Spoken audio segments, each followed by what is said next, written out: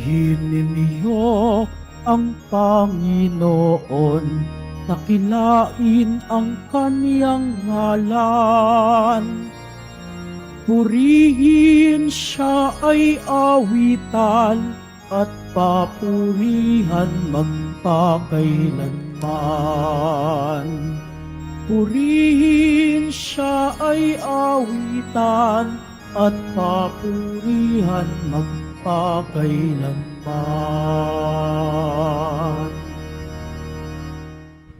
Sa ngalan ng Ama at ng Anak at ng Espiritu Santo, Amen. sumainyo ang Panginoon. At sumaiyo rin. Ngayon po'y ginugunita natin si San Jeronimo, pari at pantas ng simbahan. Mga kapatid, tinipon tayo bilang kaanib ng angka ng Diyos, kaya dumulog tayo sa maawing Panginoon, nagpapatawad ng lubos. Sinugong tagapagpagaling sa mga nagsisisi, Panginoon, kaawaan mo kami. Panginoon, kaawaan mo kami. Dumating na tagapag-anyayang mga makasalanan ay magsisi. Kristo, kaawaan mo kami. Kristo, kaawaan mo kami. Nakaluklok ka sa kanan ng Diyos Ama para ipamagitan kami. Panginoon, kaawaan mo kami. Panginoon, kaawaan mo kami. Kaawaan tayo ng makapangyarihang Diyos. Patawarin tayo sa ating mga kasalanan at patnubayan tayo sa buhay na walang hanggan. Amen. Manalangin tayo.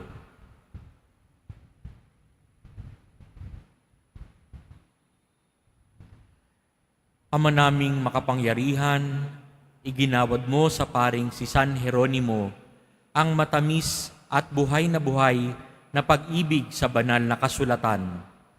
Ipagkaloob mong ang iyong sambayanan ay lubos na magkasalo-salo sa iyong salita at makatagpo rito ng batis ng buhay sa pamamagitan ni Jesucristo kasama ng Espiritu Santo magpa sa walang hanggan. Amen. Magsiupo muna po ang lahat. Pagbasa mula sa aklat ni Job.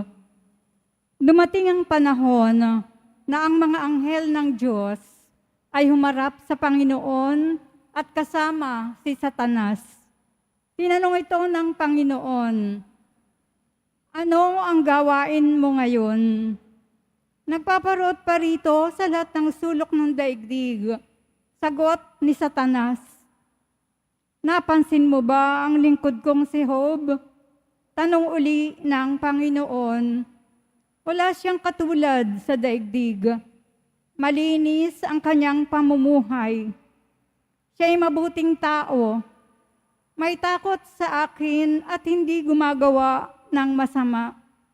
Dugtong pa ng Panginoon. Sumagot si Satanas, "Si Job kaya ay matatakot sa iyo nang walang dahilan? Bakit nga hindi siya matatakot sa iyo? Gayong pinagpala mo siya. Iniingatan mo pati ang kanyang sambahayan at ari-arian. Subukin mong huwag siyang pagpalain. Bagkos ay sirain ang lahat niyang tinatangkilik kung di ka niya sumpain." Sinabi ng Panginoon kay Satanas, "O, sige, gawin mo ang gusto mo sa kanyang mga ari-arian, huwag mo lang siyang sasaktan." At si Satanas ay umalis sa harapan ng Panginoon.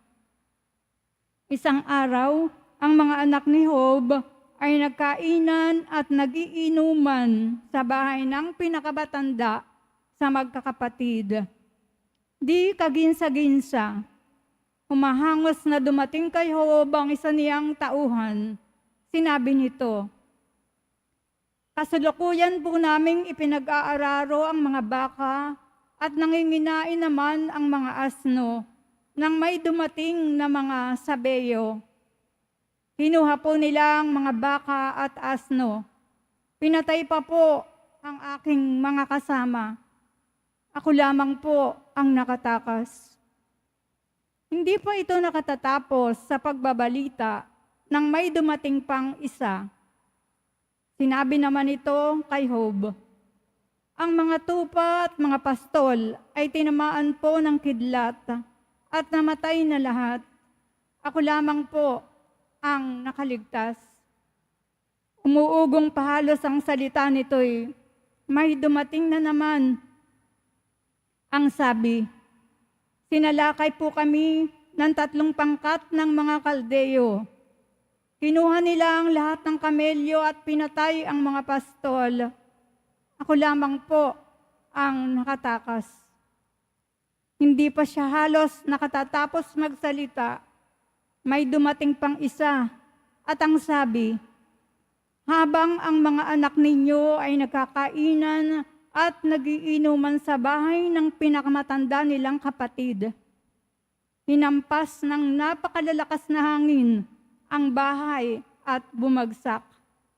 Nabagsakan po silang lahat at namatay. Ako lamang po ang natirang buhay. Tumindig si Job, pinunit ang kanyang damit at nag-ahit ng ulo. Pagkatapos nagpatira pa siya sa lupa at nagpuri sa Diyos. Ang sabi niya, hubad akong lumabas sa tiyan ng aking ina, hubad din akong babalik sa alabok. Ang Panginoon ang nagbibigay, siya rin ang kukuha. Purihin ang Panginoon sa kabila ng mga pangyayaring ito. Hindi nagkasala si Job, hindi niya sinisi ang Panginoon. Ang salita ng Diyos. Salamat sa Diyos. Daing ko'y iyong dinirinig, tuwing ako'y humihibik. Daing ko'y iyong dinirinig, tuwing ako'y humihibik. Dinggin mo, Panginoon, ang tapat kong panawagan. Poon, ako'y dinggin mo, sa daing ko natulungan. Pagkat ako'y taong tapat, di nandaya kailanman. Kaya ako'y sumasamong, dalangin ko ay pakinggan. Daing ko'y iyong dinirinig, tuwing ako'y humihibik. Hahatol ka sa panig ko, sa pasya mong ibibigay. Pagkat iyong natatanto ang tunay na katwiran. Ang tibukin ng puso ko ay halos mong nababatid. Sa piling ko, naroon ka kahit gabi nagmamasid. Ako'y iyong siniyasat, nasumpungan mong matuwid.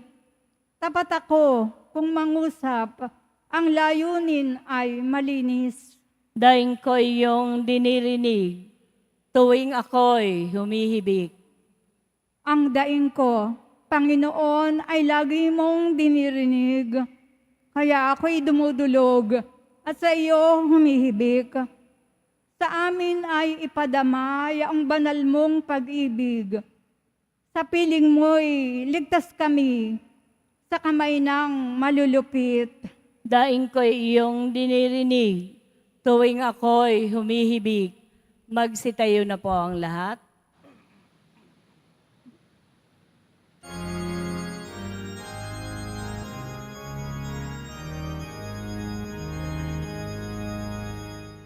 Hallelujah, Hallelujah, Hallelujah, Hallelujah.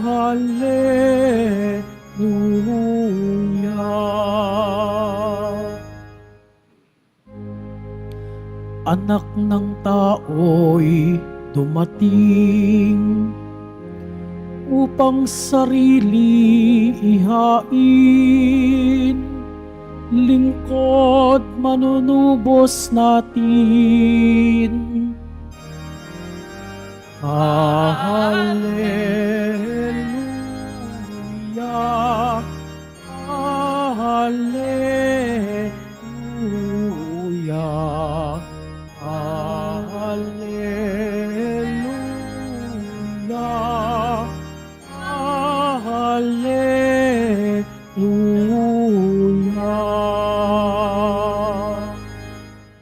Sumainyo ang Panginoon. At sumaiyo rin. Ang pagpapahayag ng mabuting balita ng Panginoon ayon kay San Lucas. Papuri sa iyo, Panginoon. Noong panahong iyon, nagtalo-talo ang mga alagad kung sino sa kanila ang pinakadakila. Batid ni Jesus ang kanilang iniisip, kaya tinawag niya ang isang maliit na bata at pinatayo sa tabi niya. At sinabi niya sa kanila, ang sinumang tumatanggap sa batang ito, alang-alang sa akin, ay tumatanggap sa akin, at sinumang tumatanggap sa akin, ay tumatanggap sa nagsugo sa akin. Ang pinakaaba sa inyong lahat ay siyang pinakadakila. Sinabi ni Juan, Guro, nakita po namin ang isang taong nagpapalayas ng mga demonyo sa pamamagitan ng pangalan ninyo. Pinagbawalan namin siya sapagkat siya'y hindi natin kasamahan. Ngunit sinabi ni Jesus, huwag ninyo siyang pagbawalan sapagkat ang hindi laban sa atin ay kapanig natin. Mga kapatid, ang mabuting balita ng Panginoon. Pinupuri ka namin, Panginoong Heso Kristo. Magsipo muna po ang lahat. Sa ating pong ebanghelyo ngayon, ginawa na namang example ni Jesus ang isang bata. No? Ang pinakaaba sa inyong lahat ay siyang pinakadakila. Ang pinakaaba, ang pinaka-humble. Isa sa mga katangian po ng isang bata ay sensitive po ito. No? Madaling makadama. Kapag po ang isang bata ay karga-karga ng magulang nila, kung ang magulang nila ay biglang kinabahan o biglang natakot, bigla na ring iiyak yung bata. Hindi niya alam kung bakit, pero alam niya merong threat dahil kinabahan yung malapit sa kanya. Nangamba yung malapit sa kanya. Very sensitive po ang mga bata. Kaya rin po nung tinawag ni Jesus yung bata na lumapit sa kanya, lumapit ito sapagkat naramdaman niya rin kay Jesus na hindi ito masama, hindi ito nag-aalinlangan. Secured ako dito, yun ang nadarama ng bata. Kaya sumunod siya kay Jesus, lumapit siya kay Jesus. Kailangan ho maging sensitive din tayo sa mga kapaligiran natin. Gayon na lang at ating pinagdiriwang ngayon ang kapistahan ni San Jeronimo. Siya rin po nung panahon niya ay very sensitive. Hindi sensitive na nasanggibo lang ay galit na o nasaktan na kaagad. Sensitive si San Jeronimo sa pangangailangan. Noong panahon po niya, ika-4 na siglo o 4th century, nung panahon na yun, yung banal na kasulatan o Bible ay nasusulat sa dalawang lingwahe. Ang Old Testament o ang Lumang Tipan ay nasusulat sa orihinal na Hebrew language. Samantalang yung New Testament o Bagong Tipan ay nasusulat sa Greek language. Pero po nung panahon po ni San Jeronimo, ang salita, ang common language nung panahong iyon ay Latin. So kung ikay common na tao, no, karaniwang tao, kadalasan hindi mo na pag-aralan yung salitang Hebreo o Hebrew language. Maaring hindi mo rin na lalaman ang salitang Greek dahil ang alam mong language na ginagamit araw-araw ay Latin. So sa panahong ito, very sensitive si San Jeronimo. Hinikayat siya ng Santo Papa na mag-translate. Isalin mo yung banal na kasulatan sa lengguwaheng nauunawaan natin ngayon. Kaya unti-unti niyang trinanslate, pinag-aralan niya ito. Una niya munang trinanslate yung New Testament o Bagong Tipan mula Greek into Latin. Trinanslate niya ito hindi lang isang araw o ilang buwan. Inabot po siya ng 8 taon sa New Testament o Bagong Tipan. Matapos pong matranslate yung Bagong Tipan, nag-proceed po siya sa Old Testament o Lumang Tipan. Ngayon, pinag-aralan niya naman yung salitang Hebreo at translate sa Latin. Inabot po siya ng 15 years.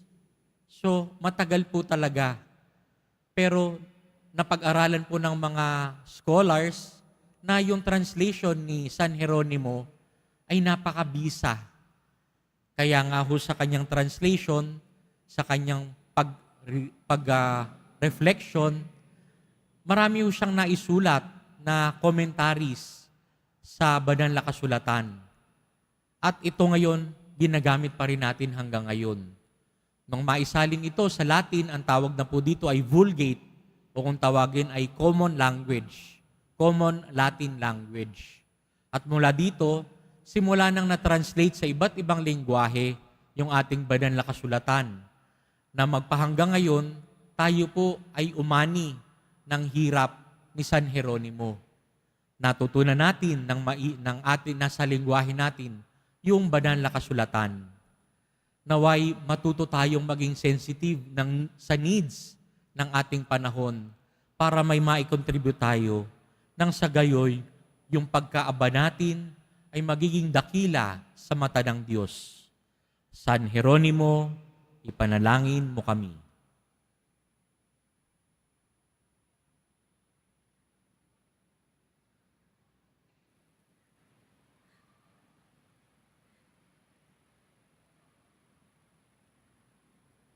Minamahal kong mga kapatid, manalangin tayo sa Ama upang maging karapat-dapat tayo na maging kanyang mga anak. Ang ating pong itutugon, walang hanggang Ama, nananalig kami sa iyo. Walang hanggang Ama, nananalig kami sa iyo.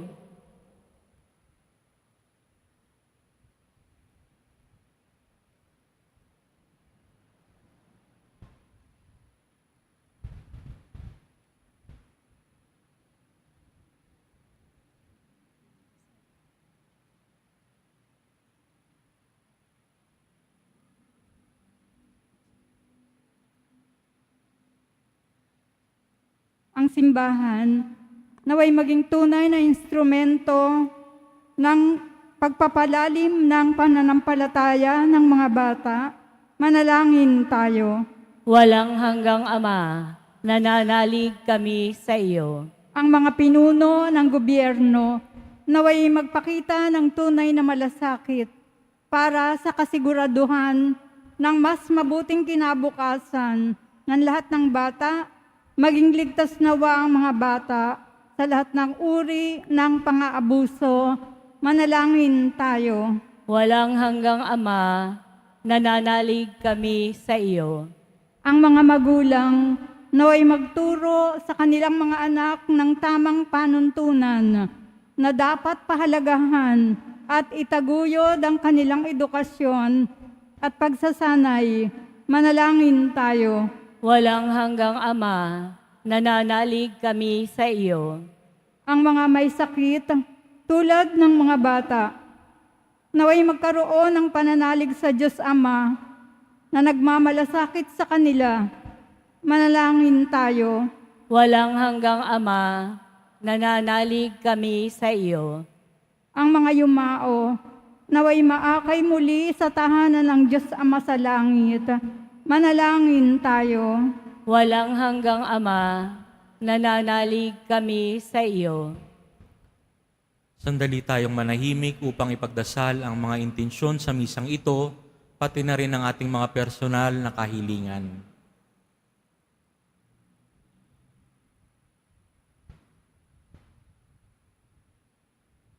Manalangin tayo. Walang hanggang Ama, nananalig kami sa iyo. Ama, pakinggan mo ang panalangin ng iyong mga anak na nananalig sa iyo. Bigyan mo kami ng kaloobang tulad ng mga bata, sapagkat para sa mga tulad nilang iyong kaharian. Hinihiling namin ito sa pamamagitan ni Kristong aming Panginoon. Amen. Magsayo po muna po ang lahat.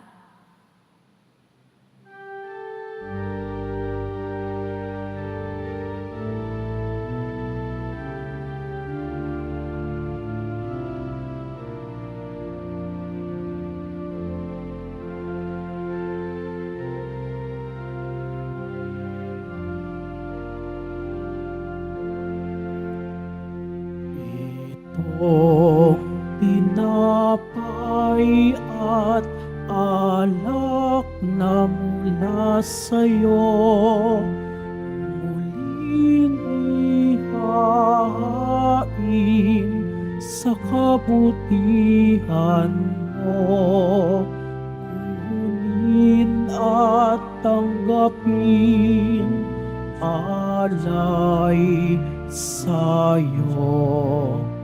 Pasasalamat ng puso.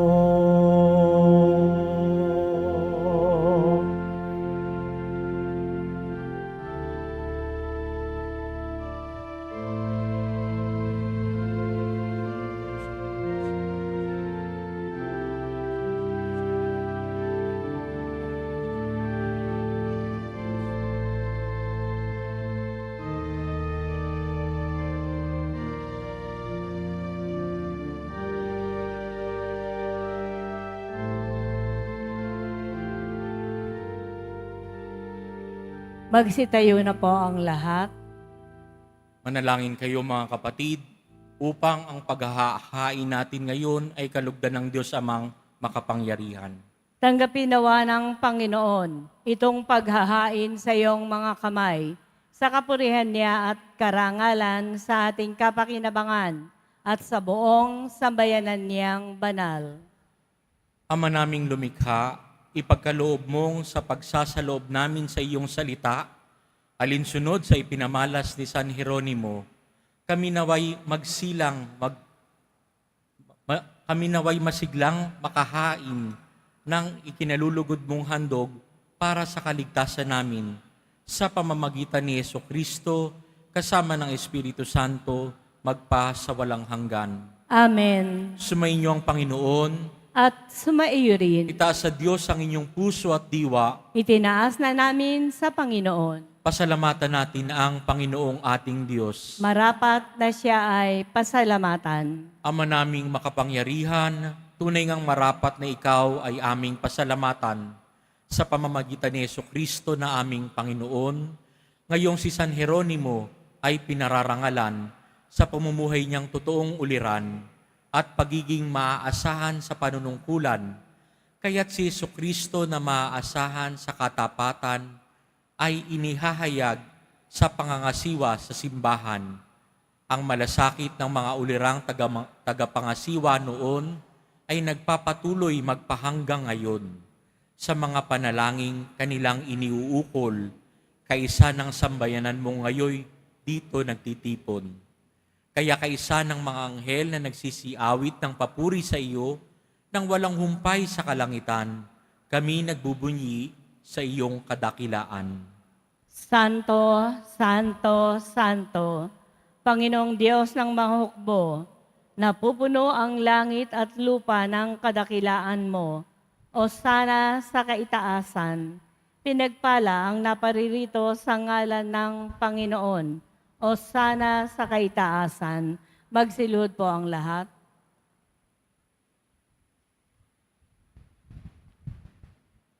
Ama naming banal, ikaw ang bukal ng tanang kabanalan, kaya't sa pamamagitan ng iyong Espiritu, gawin mong banal ang kaloob na ito, upang para sa aming maging katawan at dugo ng aming Panginoong Hesukristo.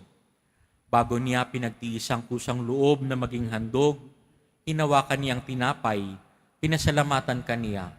Pinaghati-hati niya iyon, iniabot sa kanyang mga alagad at sinabi, "Tanggapin ninyong lahat ito at kanin. Ito ang aking katawan na ihahandog para sa inyo."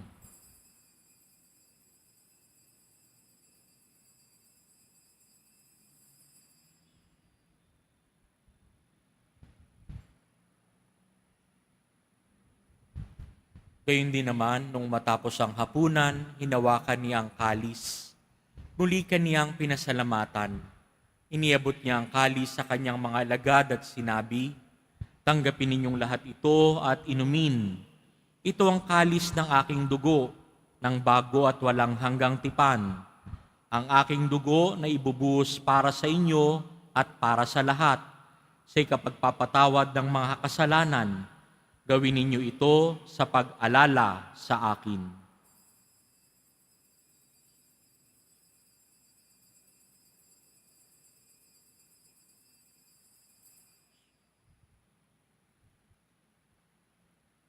Magsitayo na po ang lahat. Ipagbunyi natin ang misteryo ng pananampalataya. Si Kristo'y namatay, si Kristo'y nabuhay, si Kristo'y babalik sa wakas ng panahon. Ama, ginagawa namin ngayon ang pag-alala sa pagkamatay at muling pagkabuhay ng iyong anak.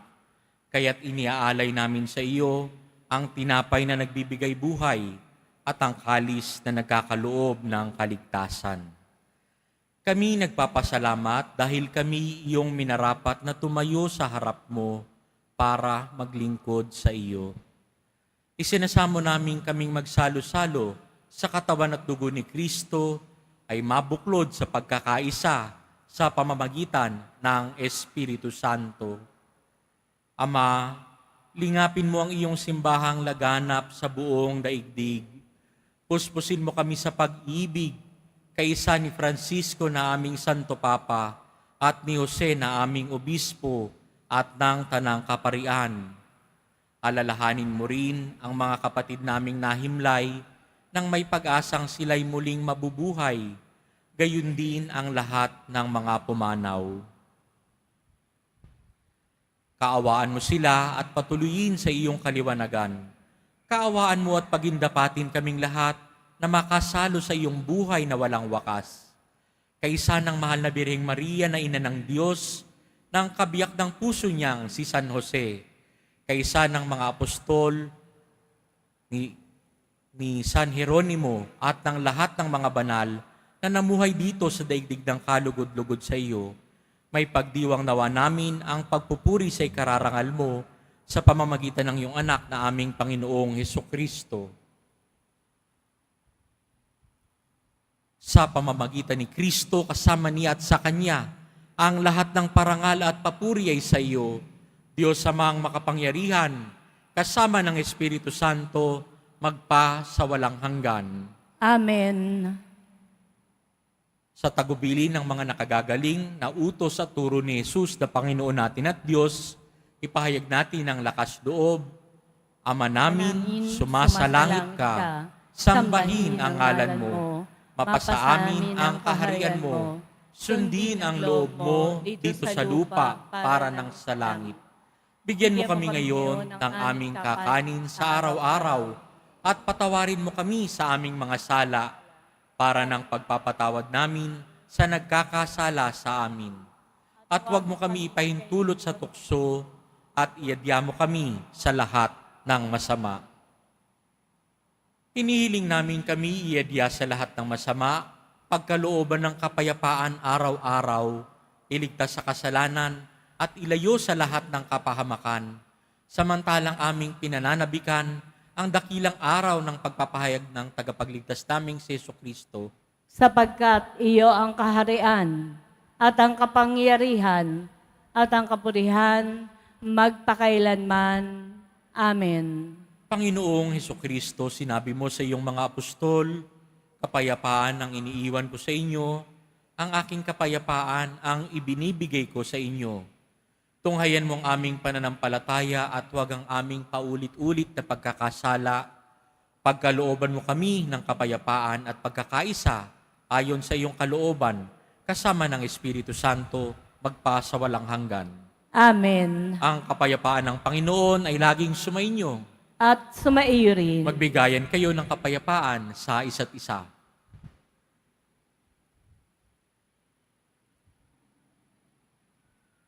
Kordero ng Diyos na nag-aalis ng mga kasalanan ng sanlibutan, maawa ka sa amin. Kordero ng Diyos na nag-aalis ng mga kasalanan ng sanlibutan, maawa ka sa amin. Kordero ng Diyos na nag-aalis ng mga kasalanan ng sanlibutan, ipagkaloob mo sa amin ang kapayapaan. Magsilod po ang lahat.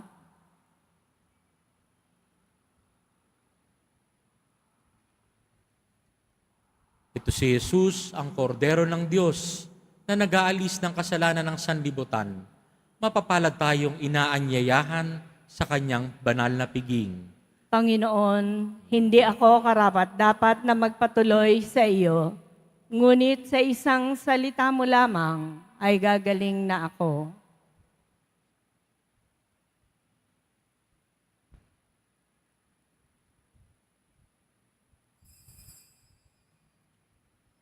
Para po sa lahat ng tatanggap ng banal na komunyon, sasagot po tayo ng amen. Pagkasabi po ng pare o ng lay ministers ng katawan ni Kristo at isubo po agad sa bibig bago umalis sa harapan ng pare o ng lay ministers. Sumunod po tayo at maraming salamat po.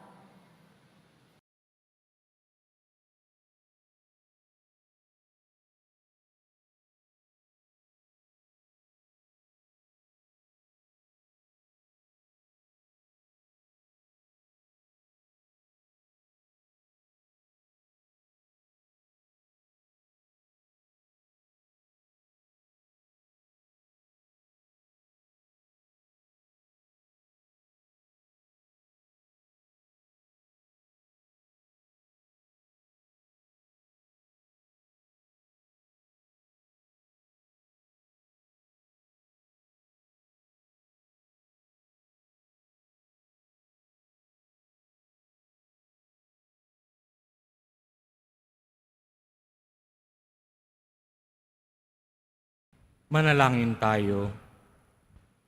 Ama naming mapagmahal, ang banal na pakikinabang namin sa paggunita kay San Jeronimo ay magbunsod nawa upang unawain namin ang mga sinusunod naming banal mong pahayag at sa pagsunod namin ay makamtan ang buhay na walang wakas sa pamamagitan ni Jesucristo kasama ng Espiritu Santo magpa sa walang hanggan.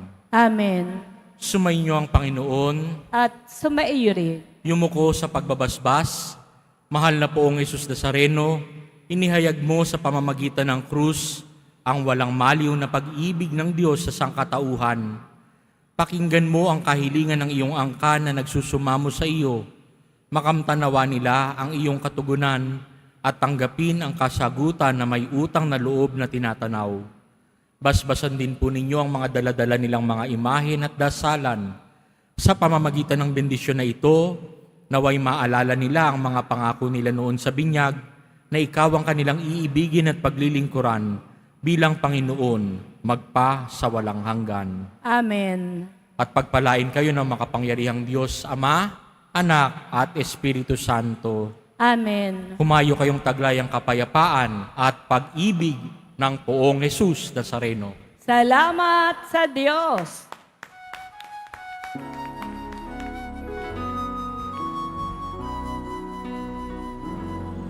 Nuestro Padre Jesus Nazareno, sinasamba ka namin.